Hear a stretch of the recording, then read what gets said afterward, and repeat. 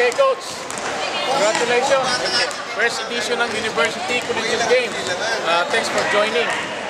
Bakit, natanong ng iba, because I registered you as Angeles University, bakit Angeles City yung pinangalan ko? Actually, they just take me as a coach, but I don't have any idea. Okay. You know? Anyway, It's quite good as well. You know? Pero congratulations. Thank you. Yeah. Yung mga iba din, combination ng mga university sa Angeles to form this team. Nagpaalam naman sila sa amin, which is good. So how do you rate this first venture ng University College Games? Baka lalaki ito next year. Dalang UST, Sasali, UP, San Beda, Letran.